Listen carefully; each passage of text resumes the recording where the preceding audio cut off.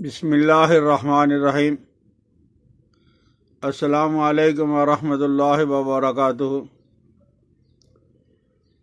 ناظرین محترم، یہ جو ریٹھا ہے،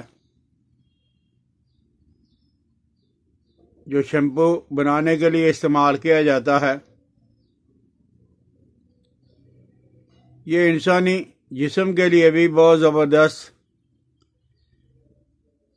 دوائی کے طور پہ اور غذا کے طور پہ استعمال کیا جاتا ہے۔ یہ معدہ کے لیے بہت زبردست ہے۔ معدہ کو کبھی کرنے کے لیے، جگر کو طاقت بچانے کے لیے، اعصاب کو، پٹھوں کو مضبوط کرنے کے لیے۔ اور یہ جو اخلاط ثلاثہ ہیں، بلغم، صفرا اور سودا، اس کو یہ جسم میں سے اچھی طرح نکال لیتا ہے۔ اور ریاح غلیظہ، جو ریاح رک جاتی ہے، اس کو آسانی کے ساتھ خارج کر لیتا ہے۔ عطشک، یہ جب پیشاب کی نالی کے اندر جلن ہے، اس کے لیے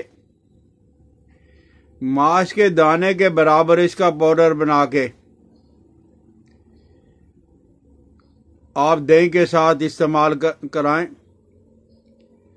لیکن بادی اور ترش چیزوں سے پرہیز کیا جائے۔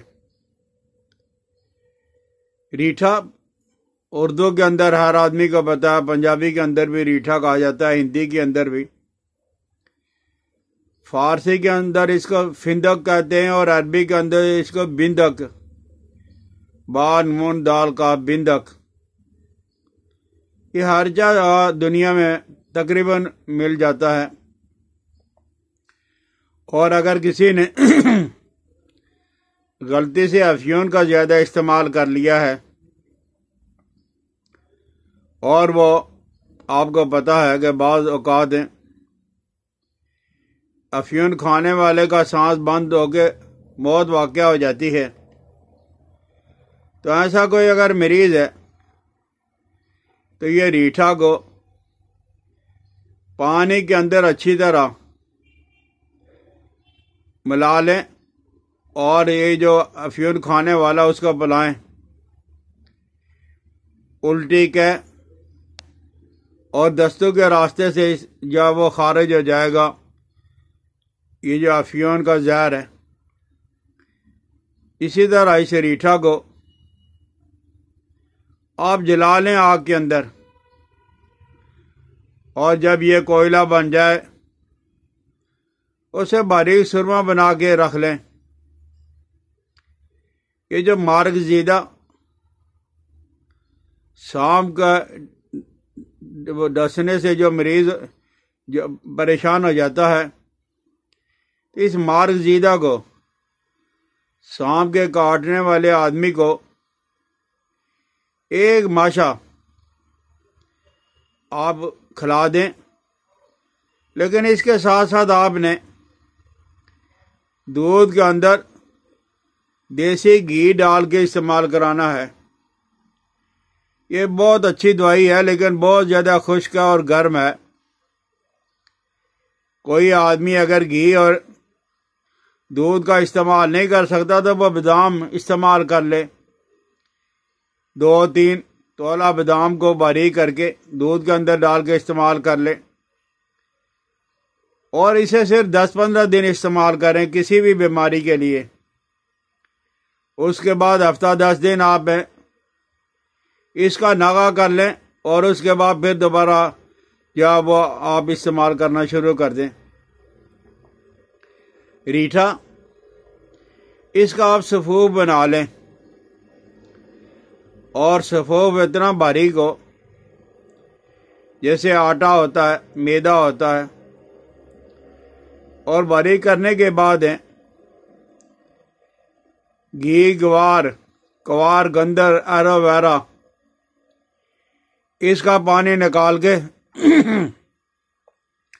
تو ریٹھا کا گلولہ بنا لیں، یعنی پیڑا، جیسے روٹی پکانے والا پیڑا ہوتا ہے، وہ بنا لیں۔ اور تھوڑی دیر کے بعد یا ایلو ویرا والا پانی پھر اس کے اندر ڈالیں، اور یہ بہت جلدی خشک ہو جاتا ہے۔ 3-4 دفعہ اسی طرح ایلو ویرا کا پانی ڈال کے اس کے اندر جذب کرتے رہیں، اور جب وہ گلولہ بن جائے، پیڑا بن جائے، تو آپ اس پہ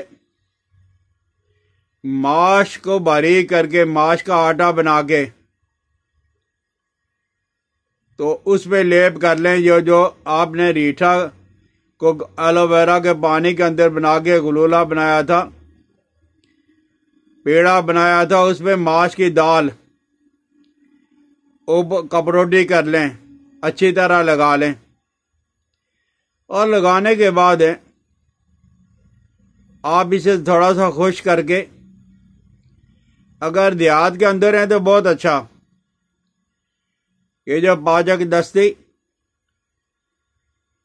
یہ جو اوپلے ہوتے ہیں گائے بھینس کے گوبر کے، جو اوپلے بنا کے سوکھنے کے لیے دیواروں کے ساتھ لوگوں نے لگائے ہوتے ہیں، اب 3-4 اس کے نیچے اوپر رکھ کے آگ لگا دیں۔ جب دھواں نکلنا بند ہو جائے، آپ اسے نکال کے انگاروں پہ چاروں طرف سے سرخ کر لیں، اور اگر اوپلے میسر نہیں ہیں تو آگ کے انگاروں پہ جو ہے وہ آپ یا گیس میں بھی اسی اچھی طرح سرخ کر لیں۔ سرخ کرنے کے بعد آپ اسے ماش کا آٹا اتار کے وہ پیڑا اور گلولہ اس کو باریک کر لیں، باریک کر کے شیشی کے اندر رکھ لیں۔ ایک ماشا دودھ کے ساتھ آپ استعمال کریں، قوت با اور امساک کے لیے یہ بڑی زبردست چیز ہے، سستی بھی ہے، آسان بھی ہے، نقصان بھی کوئی نہیں۔ کسی کو اگر بواسیر ہے، بواسیر کے لیے ایک ماشا استعمال کروائیں، اور اگر دودھ آپ کے پاس ہے تو اس میں تھوڑے سے بادام بھی ڈال لیا کریں۔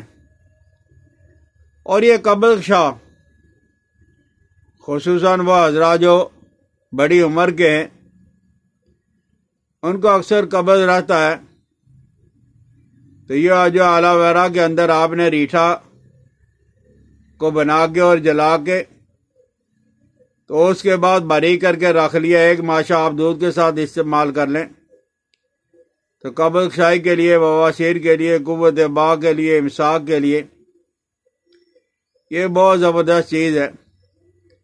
اور یہ جو اس کا اوپر والا چھلکا ہے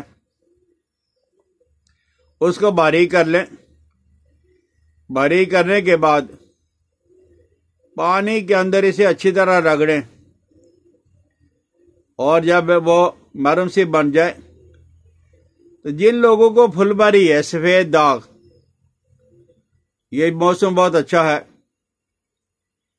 دھوپ کے اندر آپ بیٹھ جائیں 3 گھنٹہ کے لیے، اور اندرونی طور پہ کوئی مصفی دعا، مصفی خون، جیسے بہت سارے دعا خانوں کی صافی، خون کو صاف کرنے کے لیے آپ اس کا استعمال بھی کر لیں، اور ریٹھے کا آپ مرہم بنا کے لگا لیں، ہفتہ ٹرائی کر کے دیکھ لیں، اگر فرق پڑنا شروع ہو جائے تو پھر 10-15-20 دن تک آپ اسے استعمال کر لیں۔ تو یہ جو ریٹھا ہے، اریٹھا ہے، فندق ہے، بندق ہے، اس کو اگر آپ نے استعمال کرنا ہے تو اپنے ذہن کے اندر یہ بات رکھنا، یہ بہت اچھی چیز ہے، اس سے معدہ بھی طاقتور ہو جاتا ہے، اعصاب پٹھے مضبوط ہو جاتے ہیں، اور کمزوری ہر طرح کے سے دور ہو جاتی ہے۔ لیکن اس کے ساتھ ساتھ آپ نے دودھ کا اور گھی کا ضرور استعمال کرنا ہے۔ اگر گھی دودھ کا استعمال نہیں کرو گے تو یہ نقصان پہنچانا شروع کر دے گا، اس سے جو ہے جسم کے اندر اندرونی اور بیرونی طور پہ بہت زیادہ خشکی پیدا ہو جائے گی، جو آپ کو پریشان کرے گی سمجھ آ جائے تو اسے استعمال کر لینا. اپنی دعاؤں کے اندر مجھے یاد رکھنا. حکیم الیاس عبدالی کی اجازت دے. السلام علیکم ورحمۃ اللہ وبرکاتہ.